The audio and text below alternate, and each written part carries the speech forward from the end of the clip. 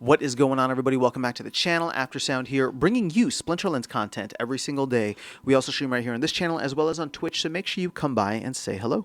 This video is also brought to you by my music, which is available anywhere you stream music under the name Aftersound, and I do have a new song out recently called Dreamin', so check it out. Let me know what you think, and I appreciate the support. All right, guys, as we got the reveal of the new summoner from Conclave Arcana, one thing that was noticeably absent was tactics, which was a little disappointing for me.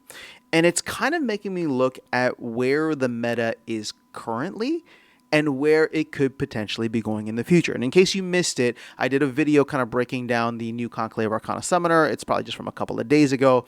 And the basic gist of it is that it's a 4-mana summoner. All we saw was the fire one. It's a 4-mana summoner. It comes with like a +1 shield for all units, but it has this cool new racial dominion thing where it's a dwarf, and you'll be able to go in and pull dwarves from any of the other elements, right? Regardless of the fact that you're just fire. So you can pull in any fire unit, but then you can pull in dwarves from any element.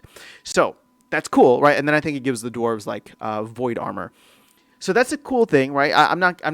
I like the fact that we're getting into more of the complexities, right? There's more of these like racial factions and all these things, and it's going to change up the meta, obviously, but it's not taking full advantage of the new ambush round or the tactics round, whatever it is that you want to call it, from ambush not really, but the tactics round that Rebellion brought to us. And I still think that that is such an underserved area because we want the game to have more agency for players. We want players to feel like they have more control, and it's not just RNG and auto battler, right? The more that we can add to that, I think, to me at least, the game would be far more interesting. And so I'm thinking about the meta currently and where it could go, and it's just like, well, the new modern format is going to be Rebellion and Conclave Arcana. And until we get the legendary summoners for Conclave Arcana, which could potentially include something with tactics, right? And who knows, there might be a chance that they also have an additional set of summoners, right? Because they showed us the rare summoners for it, or just one rare summoner. But for example, like Rebellion had common summoners, which were like the dual element.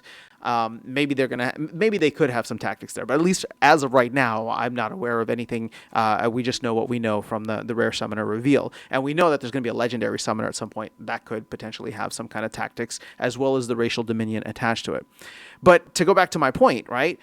Tactics are such a huge advantage right now, especially with a lot of the legendary summoners that we have for Rebellion, and I guess they are going to remain very, very much a part of the meta and even dominating the meta potentially, right, for the foreseeable future. Because when they come out, right, I don't know how many, when Conclave Arcana comes out, I don't know how many airdrops they plan on doing, but it's at least going to be, they did 9 airdrops for Rebellion, so that's at least like 3 to 4 months of the new set out where you're not going to get any, like Conclave Arcana is going to be at a disadvantage if you only have Conclave Arcana. And it's the same all the way around, right? When what's that called? It was just Untamed and Chaos Legion. All of the Untamed legendary summoners dominated. When it was actually Chaos Legion and Rebellion, before the legendary summoners for Rebellion came out, all the Chaos Legion summoners were dominating, even though the new ones had tactics, right? So not only will these summoners dominate because that's the general trend, but the other summoners, right? Like the rare ones, for example. So I'm talking about like Avina the Wolf, Nomos, Prophet Rosa, Rekla, Underboss Fabino, and even like a Kane, right? Who is part of the launch, but is still technically a legendary summoner. Like all of these summoners are, in my opinion, like they're still going to have way more impact on the game because of what you can choose to do with them, right? Giving certain abilities or certain whatever buffs, debuffs to your units or the opponent's units. Again, I'm not trying to downplay racial dominion because we don't really know what kind of impact that's going to have. Obviously, it will have a significant impact and will create new synergies that we have no idea how will impact the game.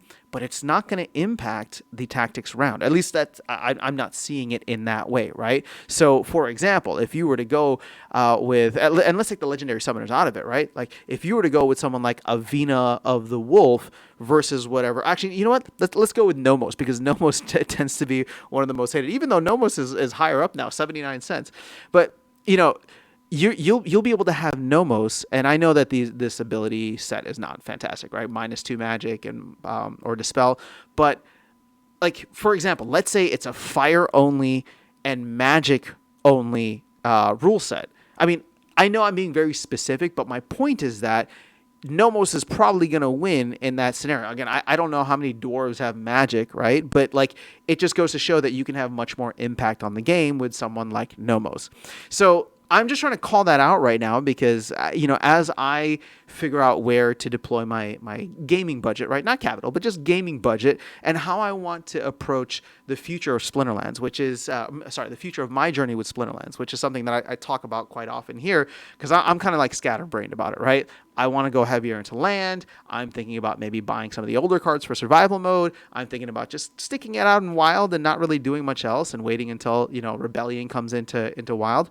Or potentially finding ways to participate in the upcoming modern format rotation without going crazy and buying a ton of cards. So as I think through this, right, I look at some of these summoner cards, especially like the rare ones, and I'm like, that could be interesting, right? Like just to go and, heavy on one of these summoners. I don't know what the max cost is like for these, but obviously the liquidity for them is not very high. And in fact, look at this. Oh, actually, you can grab like an Underboss Fabino for $52, a Rekla for 57, right? So it's interesting to me, and I'm not trying to like pump up the value of these cards, but I am trying to highlight the fact that they will retain a certain characteristic and ability that will be exclusive to them for the foreseeable future, even with the launch of Conclave Arcana. And I think that's important to note. So let me know your thoughts in the comments below, how you are potentially navigating this after the Conclave Arcana summoner reveal, and what your game plan might be. And if you agree with me, disagree with me, very curious to hear your thoughts. So